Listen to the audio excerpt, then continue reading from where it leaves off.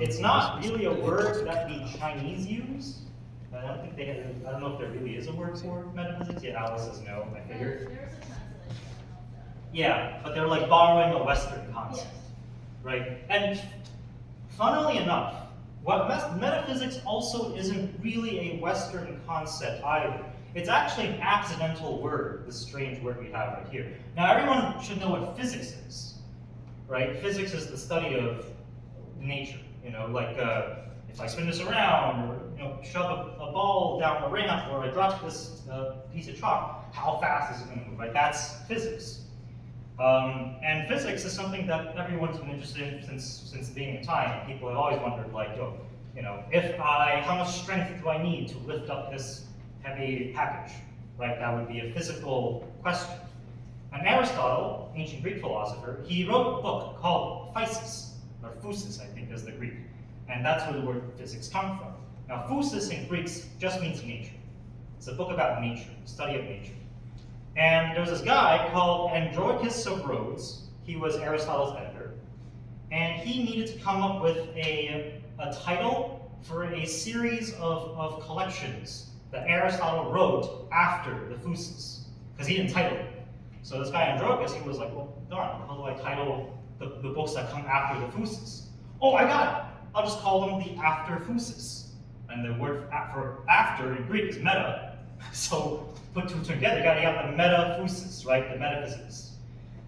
And so in the historical sense of this word, it's kind of like a completely accidental naming of ideas that Aristotle had once he kind of got done thinking about the physical way the world works. Now he's thinking about the metaphysical way the world works. And for a lot of us, I think that's going to start to come up with ideas about religion, or magic, or esotericism, spirituality, and then it starts to get fuzzy, starts to get confusing. It starts to get like, this is just opinion, how do I know that's true or not, right? And I'm going to try to show today that metaphysics is something that we live, eat, and breathe.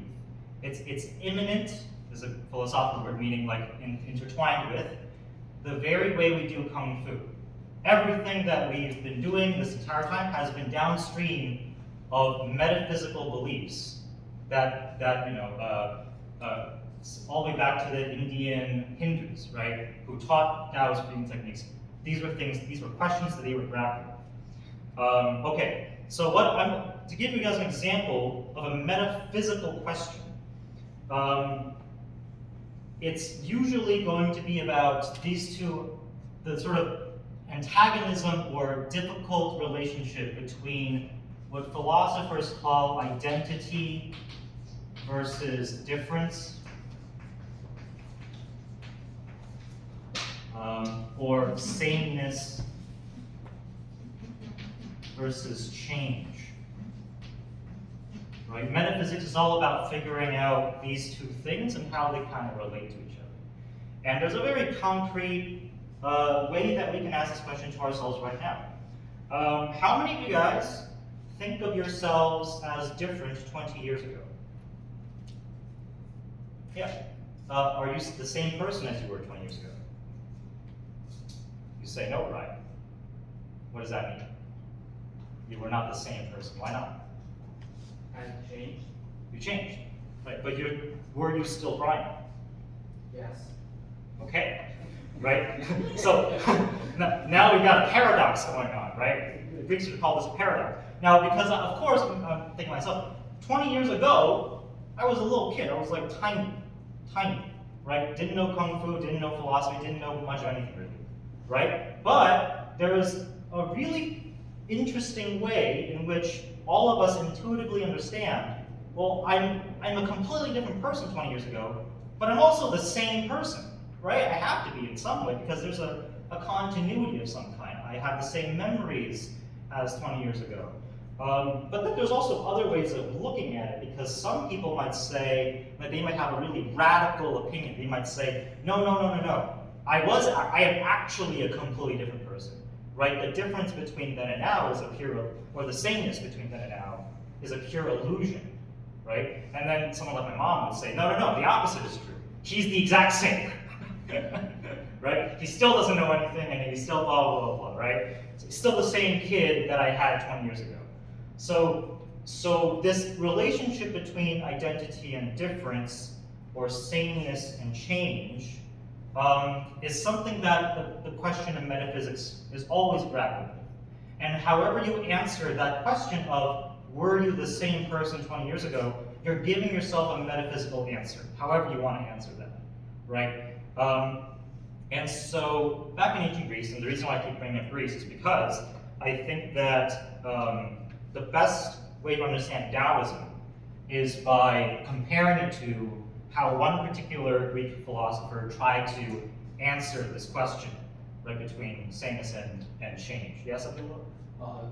Am I allowed to ask questions? I don't want to disrupt you. Not yet. Wait till he goes through it, and then you ask questions. Give me one moment. Yeah. Give me one moment. I might answer things as I go. Right, exactly. So. Okay, so so philosophers throughout the eons, sometimes they say, no, like it's all identity, it's all sameness. Some people will say, oh no, it's all difference, it's all change. Right? They'll take different sides. So one guy who is fascinating to me, his name's Parmenides. And Parmenides is kind of the complete opposite of a Taoist. So in some ways, by understanding him, we might be able to really figure out what all this Tao Kung Fu stuff is about, right? Parmenides said, being is and non-being is not. So what the hell does that mean? Nile. What that means is that he would answer all of those questions that we just talked about, like about were you the same person or not? Is there such a thing as change in the universe? Right? Does anything even move? He would say no. Parmenides radically said, there's no such thing as change. What are you talking about? Right? Great philosopher. I'm changing right now. I'm changing my location. Right? I'm changing my hair. I cut my hair, it's changing. Everything's changing. What do you mean there's no change? He'll say, no, that's an illusion. That's just an illusion. He'll think that, well, we're all limited human beings. We've got kind of limited perspective. So in some ways, we need to see the world as changing, but he says logically, the world can't change. And so his argument for that is actually pretty simple. He asks us to analyze this concept of change, or difference. And he says, okay, well, what does change really mean? When we say that something changes, right, change seems to imply that something that doesn't exist,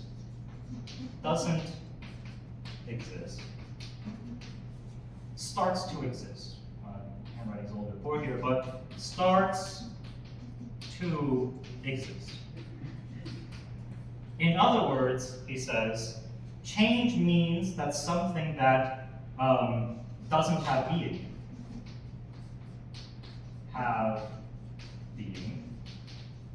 will suddenly start to have being.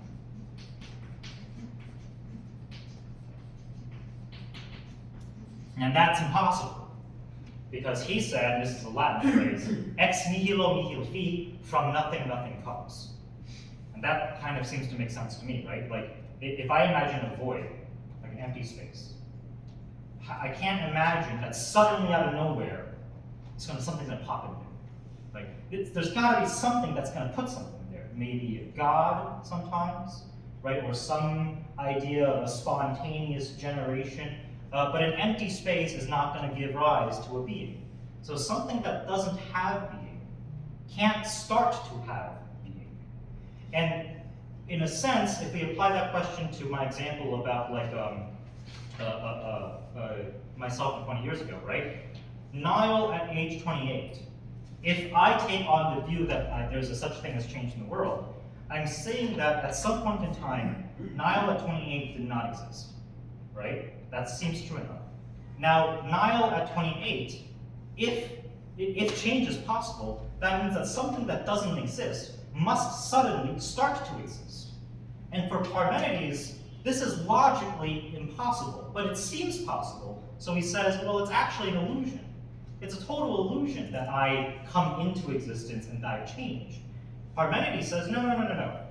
step out of your sort of mortal body for a second, take a God's eye view of the world, and you'll see that everything that we think is happening and moving in time is actually just kind of like a giant cube, right? Where each single slice of this cube is like a moment in time, and all of it already is set in stone. All of it already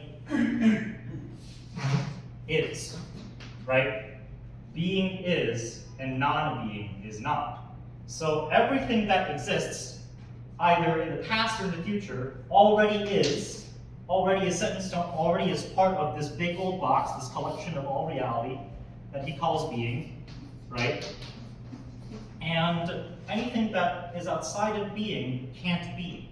So the nothing is not, and the being is. Okay, this is now getting very abstract. So now I'll have some questions. Any confusions on this part? Yes? So with all that, Yeah. how does that relate to Kung Fu? Are you getting to that part? Yeah, I'm going right into that. Okay, cool. That's what we're waiting for. Okay.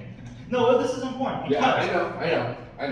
the idea fundamentally here is that being is completely separated from nothing.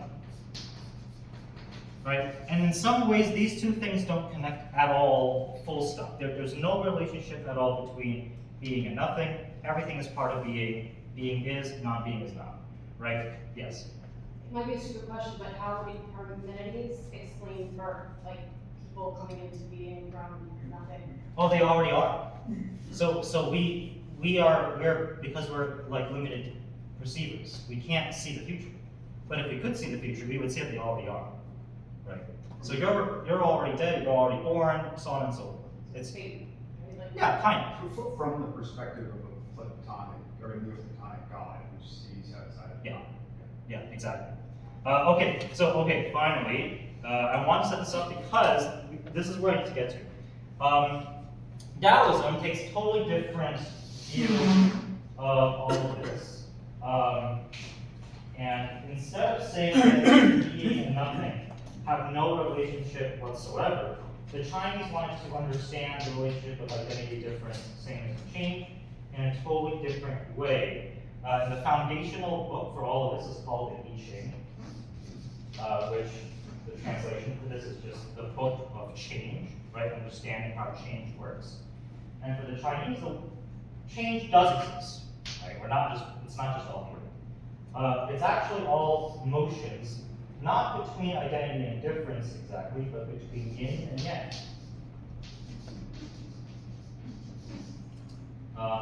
So yang, as we all know, right, is the closed fist when we bow. That's yang.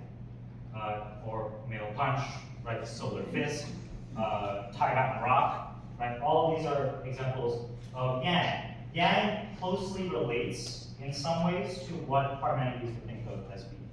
Right? Yang is extension. So when something has an outward form, an extendedness, right, of being in a solid, visible way, that for the I Ching represents yang. Some ways to think about it, right? Extension, presence, I think, is another way to think about this. Positivity. And all of this relates to being. Yin is the complete opposite of this, the same way that nothing opposes being, right? So instead of extension, yin, lunar fist, right, the open hand in the bow, is not a presence, right? It's not an extension. It's an absence. It's a nothing, right? It's a hole in some capacity. So instead of intention or extension, you kind of have like inversion. Instead of presence, you have absence. Instead of positivity, you have negativity.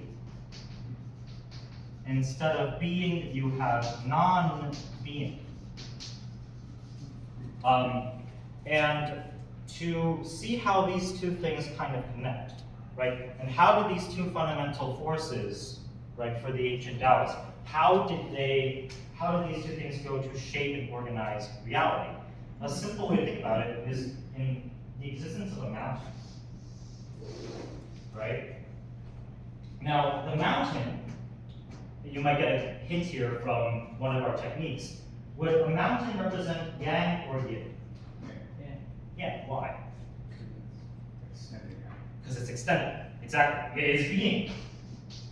It's up, it's daylight, right? It's that which we can see, that which we can touch and feel.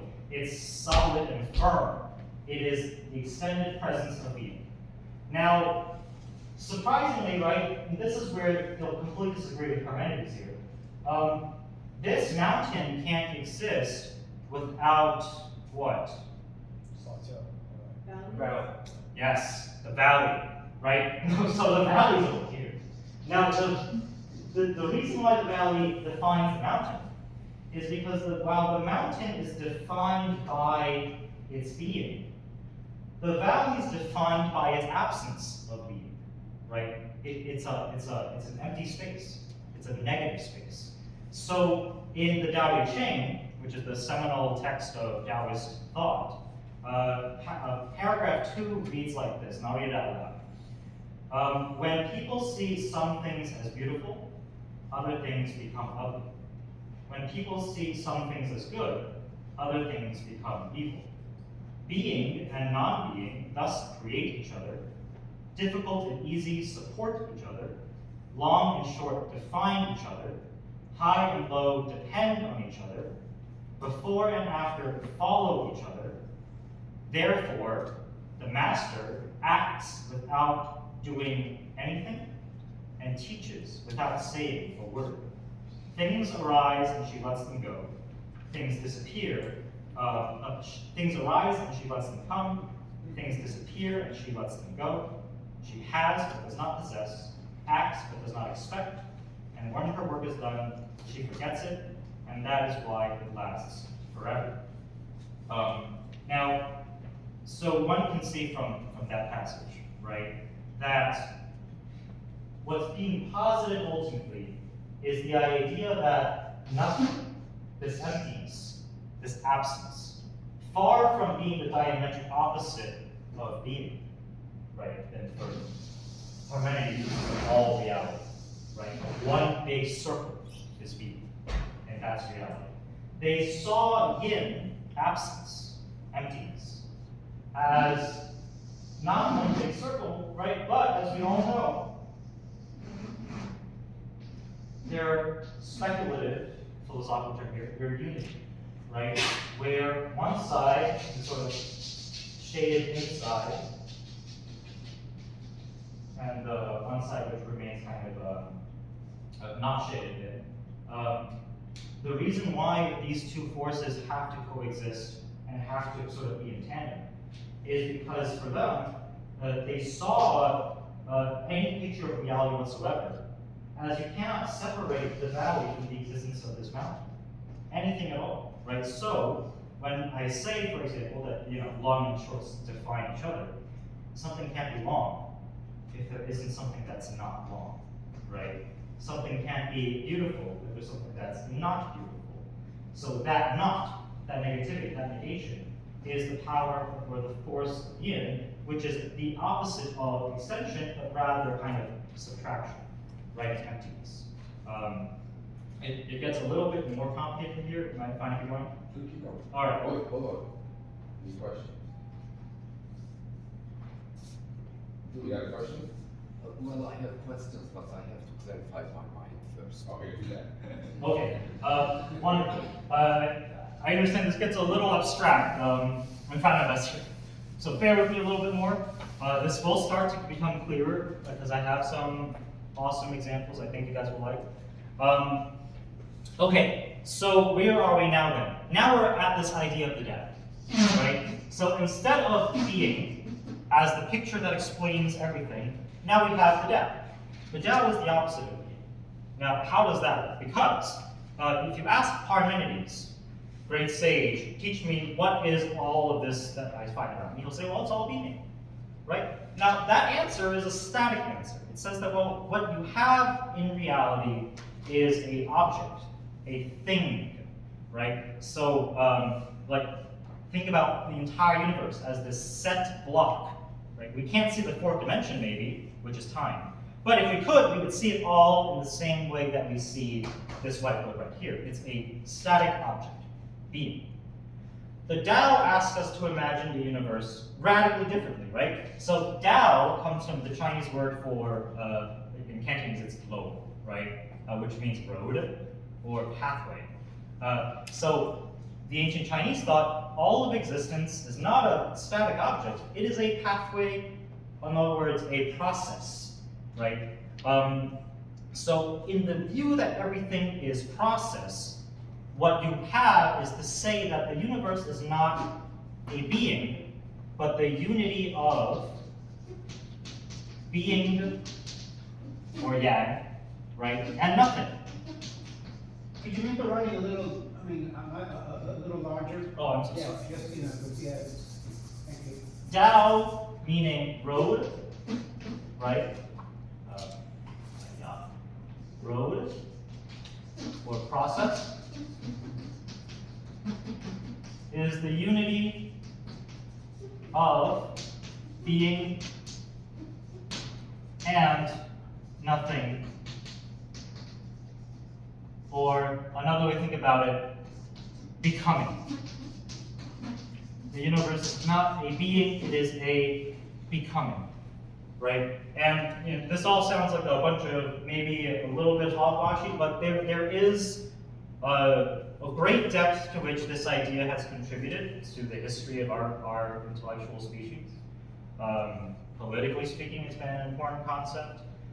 Scientifically, even, it's been an important concept. If anyone's interested, there's a 1975 book by Fritjof Capra called The Tao of Physics, which actually gets into how this sort of shift, what other perspective really, that, you know, which sees the universe as a becoming rather than a being, actually does inform a lot of the way, like, the more advanced theoretical physics, quantum physics starts to work, where you, for example, you have like a particular theory in quantum physics right now is like that particles function simultaneously as waves, which in a very profound sense directly translates over to how an object that we think of as static, right, represents a unity both of a stasis, a being, as well as a nothing, right, a fluidity. With that being said, this sort of view from this sort of metaphysical basis, I should say, comes a practical dimension to Daoist philosophy. It's because of this importance and this fixture of nothingness, or yin, the role that plays on reality, that they formulated, right, a concept that some of you may know, called Wu Wei, right? Because the world is looking like this, therefore, we need to sort of understand how to relate to the world through Wu Wei. And what is Wu Wei? Wu Wei is action through inaction.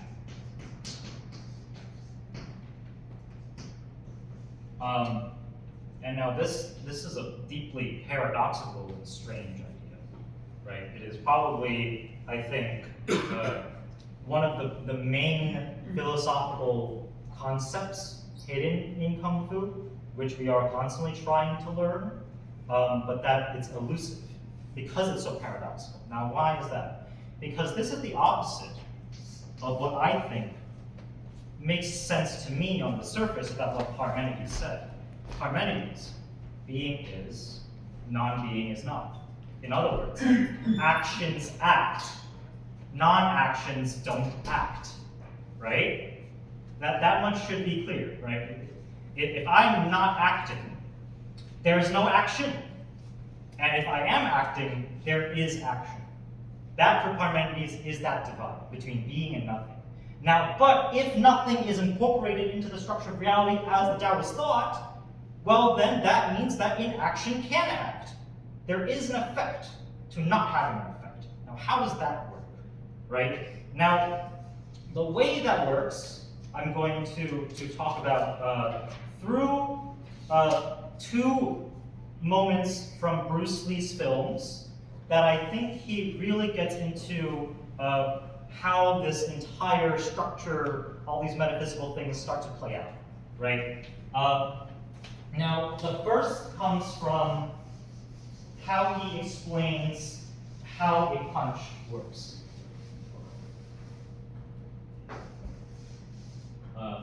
And that's as follows. This is my probably second favorite quote from Bruce Lee.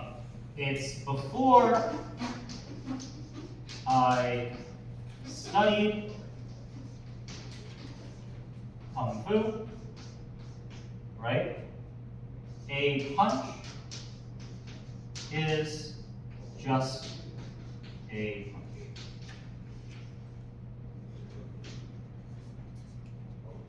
After I learned Kung Fu, a punch is not a punch.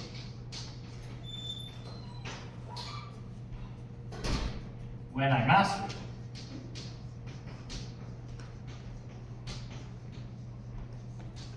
Kung Fu, a punch, it's just a punch. And he finished this quote by saying, the height of cultivation is nothing special. It is merely simplicity, the ability to express the utmost with the minimum. And now you see that is where this paradox of Wu Wei comes into, right? The utmost with the minimum, meaning being through nothing, right? The minimum, the least amount of input from you gets the highest amount of output, right? And that's that relationship between being and nothing. Now, how does he get there, though, right? And this triple structure, before I studied the art, or before I studied Kung Fu, a punch is just a punch. Now, in German philosophy, there is one way to think about this, which is, and the reason why I use that is because I think that the terminology is actually pretty helpful. This would be called abstract.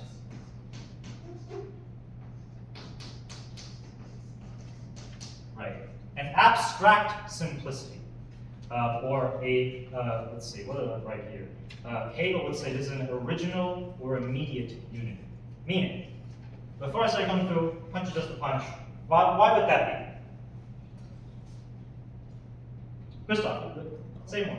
A punch is a punch. Like it's just like this is all it is. Like Yes, right? Abstract simplicity.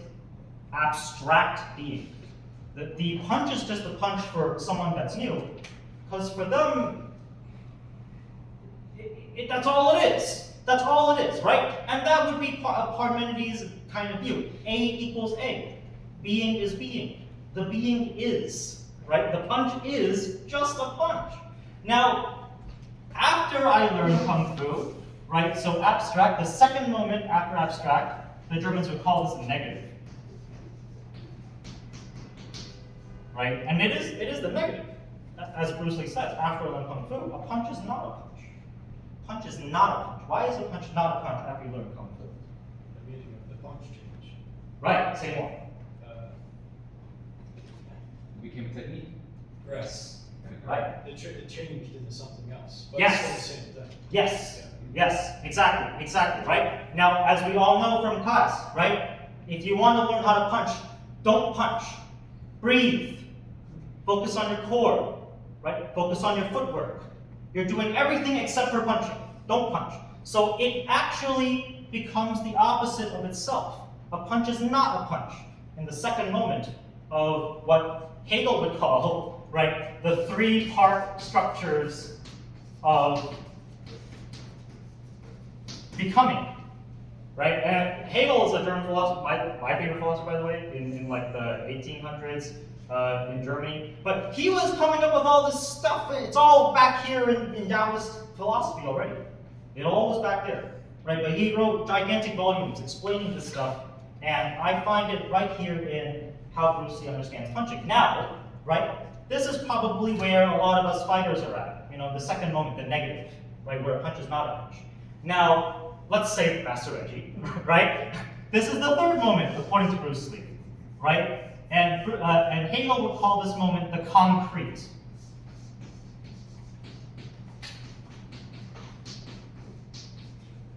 When I mastered Kung Fu, a punch is just a punch, right? The return into the simple. What does this look like? Any hypotheses here? Why does it go back to being? It just is. It just is. Yeah. Yeah. CJ, what are you gonna say? I was gonna say, when you master it, you don't think about it anymore. It just is. It just happens. You don't think. Absolutely. Yeah. Exactly. So that's a fascinating moment, right? Hold on. Does anybody understand what was happening? Right? Does anybody understand what just happened? Right? Okay? Because it's like when you guys first start. Right? When you first start, day one, what did you guys learn? How to hold this. Exactly. It's what you mentioned all the time, is Exactly. the basics. Exactly. Alright? And then 6 months in, what do? After 6 months in, what's the second one? You start doing your stances and techniques. Right? And then the third one? What's the third one? Goes together. Right? You mesh it together now. It just is. It becomes a part of you, right? It becomes natural. Sorry. No, thank you, sir. No problem. So these three moments, right, I'm going to use this kind of language so that we have a way to refer to, right, all these different stages of Kung Fu training. Abstract, negative, concrete. Concrete, that would be the stage of mastery. And when you have, now what appears from this is two kinds of simplicity, right? Abstract simplicity. That's what Christoph said the novice thinks of as the simple way to do a punch. It is simple for the novice, because for them, they don't know anything else, right? Now that is a kind of simplicity. They don't have all this complex ways of explaining a punch. You ask them what a punch is, they'll say it's a punch, right? But then there is a much more profound, concrete, the third stage, simplicity. Yeah, it is. Yeah. It is, but we won't get there right. And the way that abstract simplicity moves into concrete simplicity, of course, is through the negative. The second stage, when a punch stops being what it's supposed to be by itself. Right? This passage into otherness, reflected back into itself, is the concrete. Now, okay, almost done. The last thing I want to talk about then is there's a scene, how many scenes have you seen Enter the Dragon? Come on. You Enter the Dragon? Yeah, all right, cool. Many people. Watch the movie. Now, in Enter the Dragon, Who comes to all these classes and doesn't watch Enter the Dragon? Oh, you'd be surprised. in Enter the Dragon, now, okay, remember, just to orient ourselves, right? All of this is trying to explain the concept of Wu Wei. And how do you have action through inaction?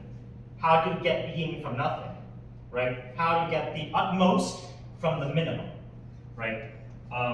Now, in Enter the Dragon, there's a scene where Li goes to his teacher, and the teacher says, I see your talents have gone beyond the mere physical level. Your skills are now at the point of spiritual insight. I have several questions. What is the highest technique you hope to achieve?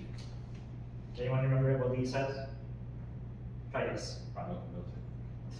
What is the highest technique you hope to achieve? What does Li say? The elbow press, no technique. Yes. Yep, that's it. Li responds sharply, to have no technique. That's his highest thing, to have no technique. Teacher says, oh, very good. What are your thoughts when facing an opponent? There is no opponent. Yes, right? And the teacher asks, well, why is that? And Li says, well, because the word I does not exist. And then he continues, a good fight should be like a small play, but played seriously.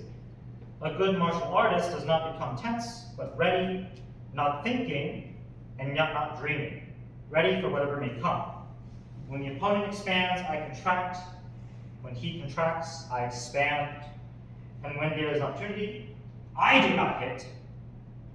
It hits all by itself. Right. Now that is philosophically very interesting to me for all of that, because I think that is a very, very plain, digestible, and visible example of what the Taoists call Wu Wei, action through an action, right? But there is a temptation with Wu Wei.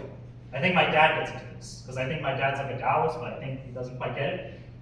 There's a temptation to think that when the Taoists say, right, in the poem I read earlier, where it says, therefore the master acts without doing anything. Right? My dad reads this and he's like, oh, great, I don't gotta do anything. Right? I'm gonna stay on the couch all day. Right? Now, that is what is called, I would say, abstract simplicity. This first moment. Right? But then what you don't understand is that the Taoists are getting at concrete simplicity. Right? Wu Wei is action through an action, yes, but that action through an action means the same way in which, for Bruce Lee, he says, I do not hit, it hits all by itself. So what does that tell us about our training? Well, it tells us that when we're actually getting stronger, when we're building up our muscles, when we're stretching, when we're learning new techniques, we might think we're adding more and more being to ourselves, right? We're adding more and more things. I'm gaining something.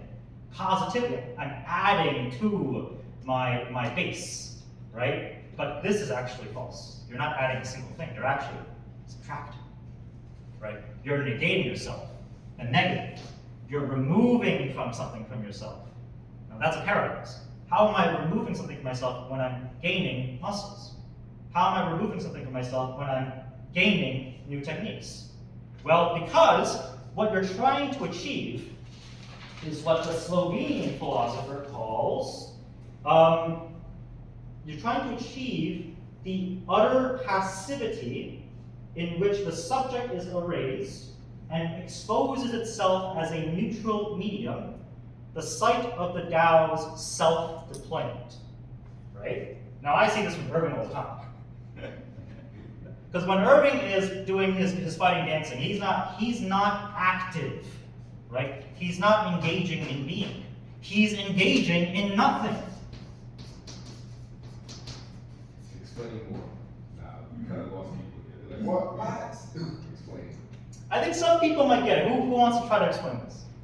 Christoph, go for it. Or does anybody, I'll be like, Go for it. I'd like to. Yeah. So, we hear about all the time where we need to stop thinking. Yeah. We need to stop planning.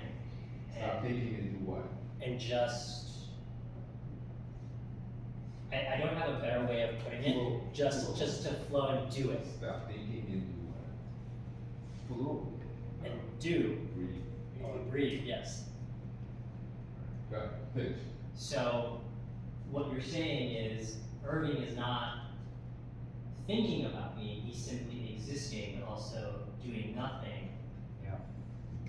He's not active, right? That's the profundity of Wu Wei. He's actually not active at all, right? Now, He's also active. huh? He's also active. Only in the grammatical sense, right? Only in the grammatical sense. No, for real. Because think about when, let's say, someone is new, totally new, and they get this stuff over the first time. They're totally active. Everything is active. Well, I gotta go here. I gotta go here. I gotta go here. The mind is chatting. Right? I gotta go. Oh no, I'm getting hit. Right? There's constant, what Zizek would call intervention. Right? The subject is intervening in the event. in the action. Pacifying yourself, neutralizing your particularity, and becoming what is he refers to as a neutral medium. You're nothing more than the conduit for the Tao. Now, can I say something? Yes. Hold on. Oh yeah, yeah. I was just gonna ask if I'm understanding it correctly with the metaphor of driving, let's say, when you learn to drive in the beginning, you have to think about everything, but then later, once you've been driving for a while, it just flows from your subconscious and you don't have to think about it? Yeah, I think that's a small example for sure. Yeah, absolutely. Because what ultimately it is a kind of theory about what thinking or the subject, right, who I am.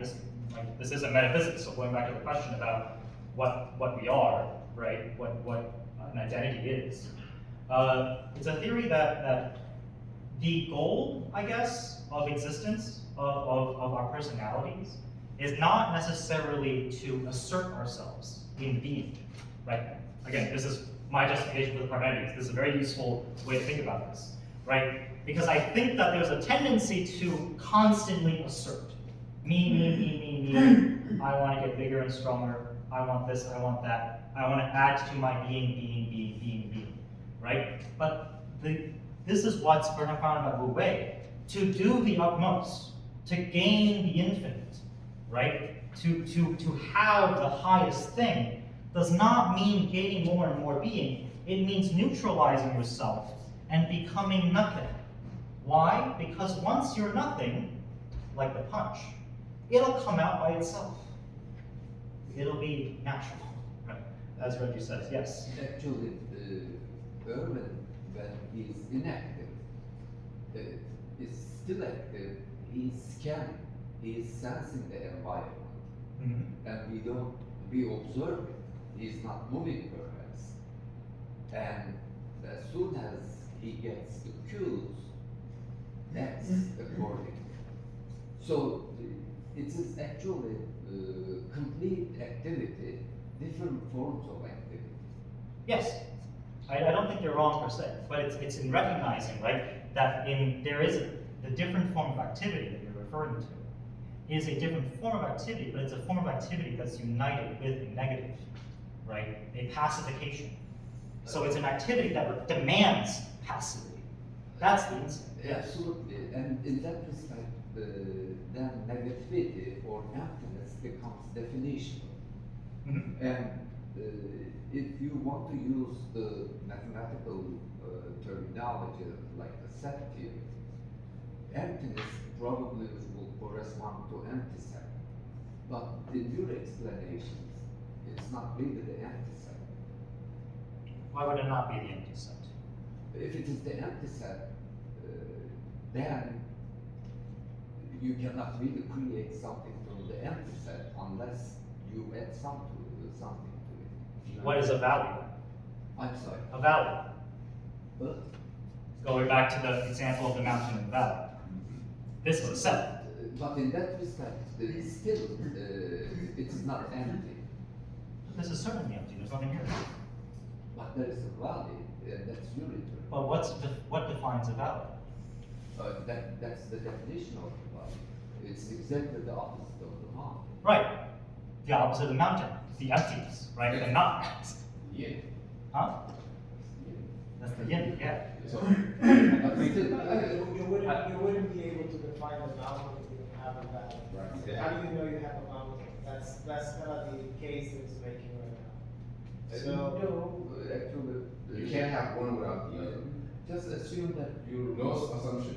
There's no assumption. No, as a different example. We can talk about it after. I'm Yeah. curious to see. Yeah. I want to hear other people though. Yeah, Christoph? I think the biggest thing that helps me understand the Tao and how it relates to the relationship between being and nothing is separating it from the vocabulary that I use in, like, naturally, right?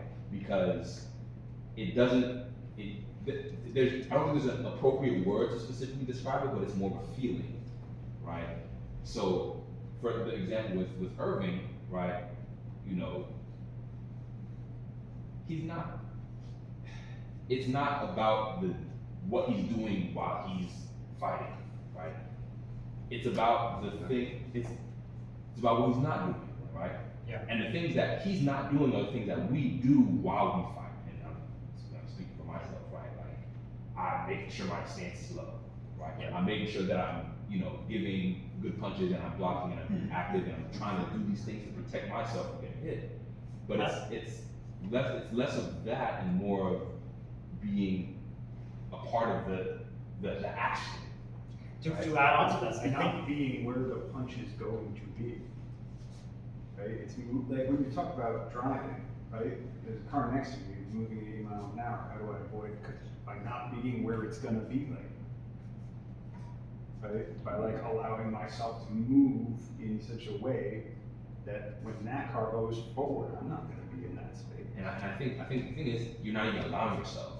You're just, this is what you do. Yeah. Right? Yeah. You turn on the blinker and go this way. Sure. Let's keep going, But I think what you're getting into is the important part of the Wu way.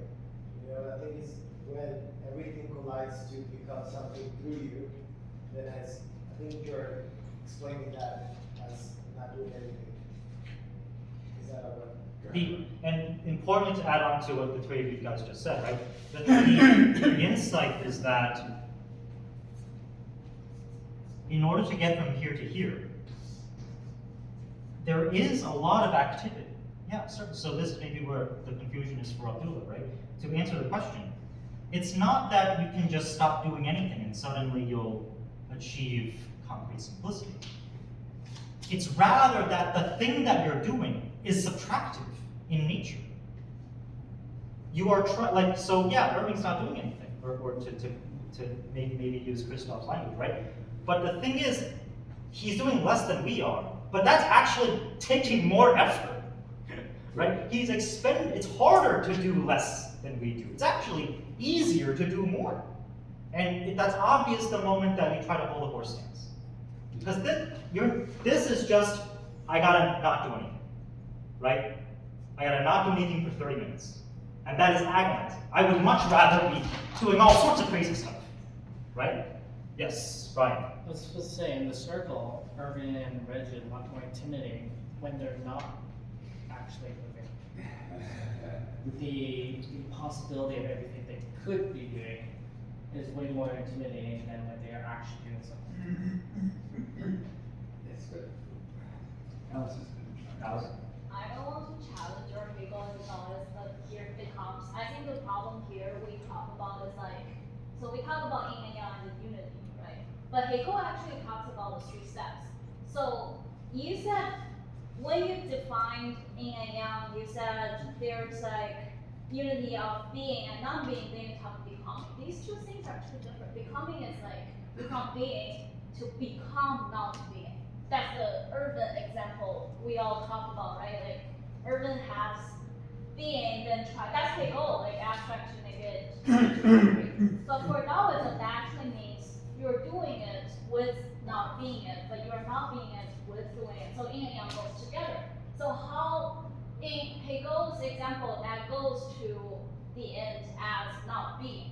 But clearly, we can say even Master Raji or Irving are doing something. Being offensive or defensive, being active or inactive, in the set theory example that still exists. That's not zero, that's still someone doing something that's still existence.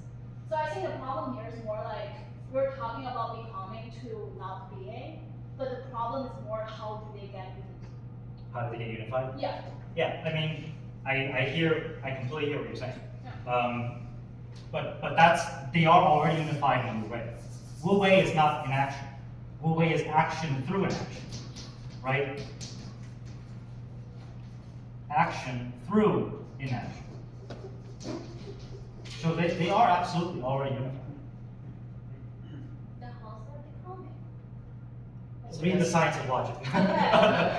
What if you fix them and they don't move? Then you really understand what that means. Alice is being a bit of a mutual philosophy nerd for a moment. I will show you the passages in the science of logic. See, you don't understand this now. We're talking in relation with Kung Fu, we're not talking in relation with philosophy. Right? So, in relation to Kung Fu, right, I could I could stand, right? If I could stand like this, but I'm doing something. You might think, well, he's not doing anything, but I'm doing something. You're not gonna comprehend that, but I'm doing something. Oh, we comprehend, we don't come close. Right, I'm just saying, but I'm just saying, right? Or I can stand like this, and I'm doing something. So what the premise of Nile is trying to say is, the key concept of putting everything together is learning how to be still. Right? Right? And then, Yeah. I think that I never want to simplify, because I think that in order to get to this concrete simplicity, Simplicity, actually, the Nile. There is a beauty in this simplicity. There is a, and as you expand in Kung Fu, you're becoming more simple, but not in the sense of negative sense. You're refining yourself, and you're reaching another level of existence. yeah, but nevertheless a simple one. Yeah. Yeah. So I agree. I was gonna say, the statement, or the term, the utmost with the minimum, that's something that I feel is very pervasive throughout the world, because there are multiple ways to, I guess, push that meaning forward. There's the idea of min-maxing, which is minimum input, maximum output. That's seen a lot in like game theory. There's also the concept of arbitrage, where you see a difference and there is a small crack and you drive a truck through that crack. So I find that I'm so focused and completely enamored by the concept of the utmost with minimum, with the minimum. Wu Wei. Read Zhuangzi. yeah. And then I think it's just again, the Wu Wei, manifestation of the class could be that deconform. So that's, Explain. it's because you mentioned several times that you try to become a conduit, through the expertise that you train to the stillness of the nothing. So you can become a conduit. So deconform is a way to channel the energy that is supposedly not there. Somewhere else. And That's supposedly I think the second that, right? Because when we think about it, when we're doing the Jin Kung form, you're sitting in a horse stance and you're not overreaching and extending, you're literally just doing this, right? And I don't know if y'all felt it, but sometimes after Jin Kung form, I'm on fire. Like I feel like I could jump 10 feet in the air, I could do 3 flips, right? But just from sitting in a horse stance and like moving my arms in a specific way. And I think my words can't really like. But you're not just sitting in a horse stance. What else are you doing? Breathing, Right. But that breathing is forced. Yeah. So that's energizing. Oh yeah, that's what I'm saying. It's the action, right? Of in action, even though we're moving, right? You're doing something, But you're still. but you're still. Right. But then again, you're moving. You're But then breathing, you're breathing, and you're grounding. But you're still. But then again, you're moving. And I think one thing, the Jin Kung example relates really well to this for me when we learn to do Jin Kung form without intense chi, Correct. right? Because after that, I did it once, and I was like, yo, this was crazy. Like, I always do really hard chi, it's like, I feel like a lot of energy, right? But then what's the higher level, the next level of that form, the Jin Kung form? What kind of breathing is it? Isn't it just breathing? It's quiet. Just It's breathing. quiet breathing. It's quiet. So it's like you're going into the nothingness. Correct. That's, yeah. I don't know, I think it's the same as the punch, right? Yeah. You just go through the form in the beginning, and it's like, how does this make me harder? You just go through the form, of course, it won't actually get effect. And Then- we just did it. Yeah. We just did it on all the forms. Yes. You know, we do the hard, Yeah. easy Slow, one, slow the hard power, one, fast. the Yeah. slow reading, and then combine everything into Yeah. hard reading, Yes. force, strength, tension. Yes. But then at the end of it, you're just breathing, right? Like that's that would be the example of the concrete simplicity after. I think.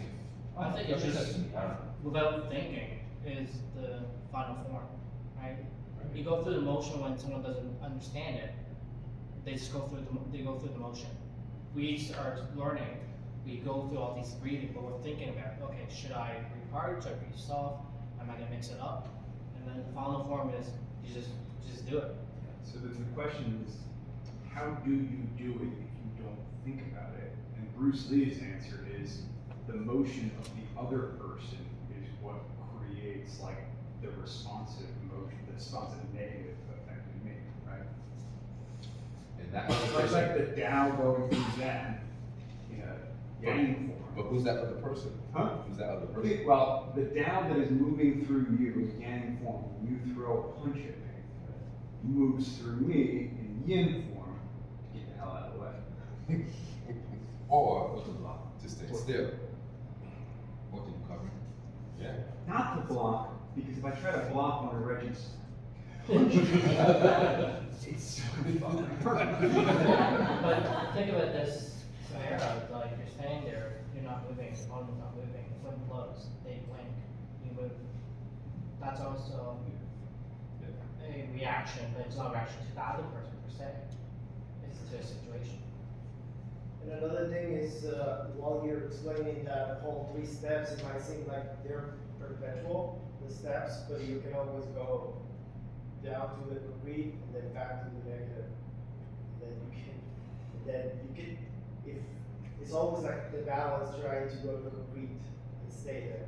It doesn't, not because you understand it, it guarantees that you're gonna be there forever. So I think it's almost like a balance which is represented with the yin yang. Getting at something. I won't say what, William.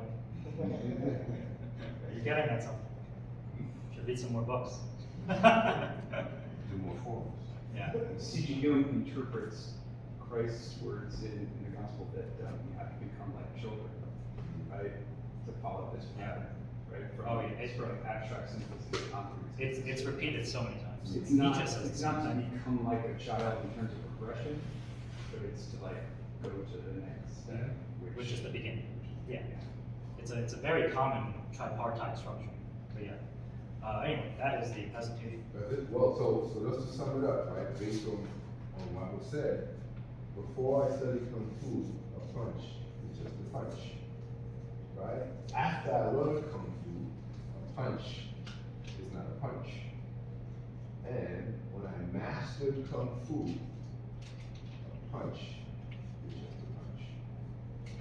So use that concept as you're doing your training. Use that concept as you're doing your practices. Because when you start using that concept, I learned that a long time ago from the Grandmaster Oswald. He didn't say so many words. He just hit it. In a good way. Hey, exactly. That was action to inaction, right? But that developed that concept. That's why I wanted now to do the presentation, because it's going to encompass, put everything together from the beginning to the more advanced. Right? Because it's all the same. And your advanced becomes your basic, and your basic becomes your advanced. Right? Does that sound familiar?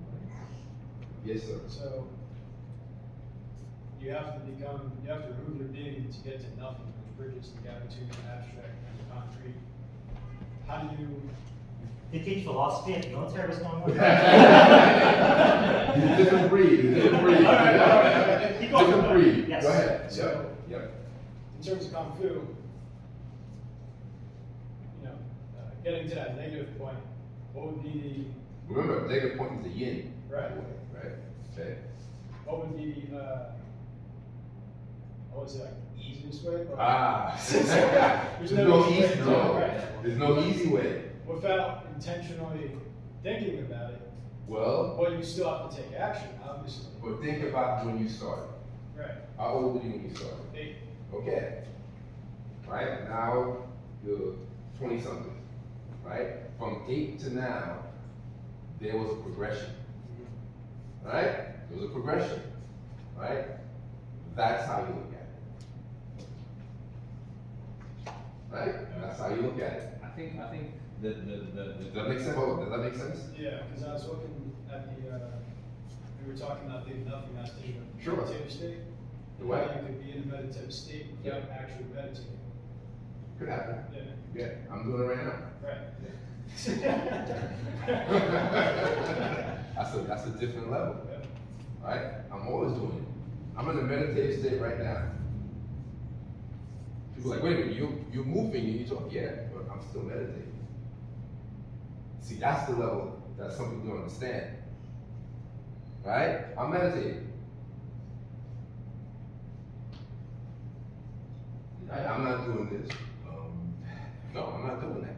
But I'm meditating right now. Eyes open, eyes wide open, but And you got to that point without thinking that, it just happened. you just have to correct. My question is. How did it happen? Yeah. I can't tell you that. To the rest of the stuff. I can't tell you that. well, I mean, no, it happened because when he was in the negative, he meditated a lot, right? But he okay, let me sit down, right? Because you're intentionally removing something to get to something else. Actually, no. Well, it's already there. Exactly. It's already there. But you're just. I just go into it. Yes. Think about it, and I think this example could work really well. Think about it. The reason he's meditating right now because he's always meditating. Right. Correct. But remember, before I studied Kung Fu, meditation was just meditation. After I learned Kung Fu, meditation is not meditation. When I mastered Kung Fu, meditation is just meditation. Got it? Yeah. Same thing with everything. I think there's an element, muscle memory too. Yeah. Right. I felt. Well, that's the negative. Yeah. that's the yin. That's the yin. And what does the yin involve? It's constant repetition. With no resistance. When you have that resistance, from where? Like let's say if I was a scooter and I just went to my roles. Don't have to think, it's the thing. Right. I was, next thing I know, it's on the ground. Okay, I did my roles. Yeah, you gotta let them do that. That's when you become to that state. Now we're talking about. Right? So in that, you're removing some level of intent, per se. I wouldn't say it's intent. Because there's still. When I first started, let me give myself an example. When I first started to meditate, right? My intention was to get into a relaxed state. That was my intention. So I kept doing it and doing it until it became automatic. And then that led you on to other things. Exactly. Yeah. Because when you try to get to a relaxed state, what were you doing? You were breathing. I was forced. you I were was not forcing. thinking. Right. Right. It was more like a forced situation. I was putting more yang instead of yin. Remember, the yang and the yin has to coexist. It has to have that balance.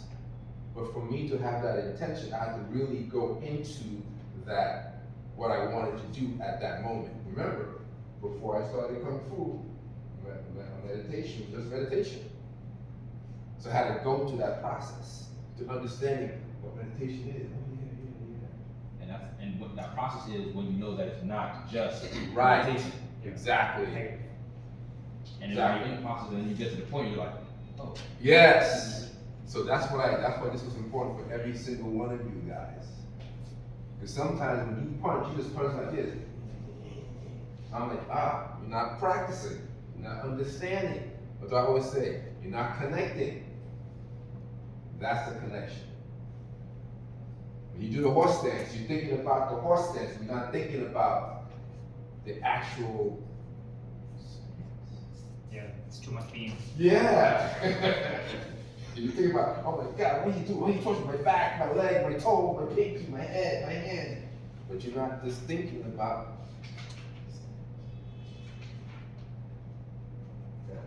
That's why this is important. Any questions? Does that make sense? Yes. So your technique should be better now. Moving forward. More power. Also, if people want, I can send anyone new. Yes. Well, let's say this goes into more detail. Yeah. Yeah. Put it in the chat. All right, sure. All right. Thank you now.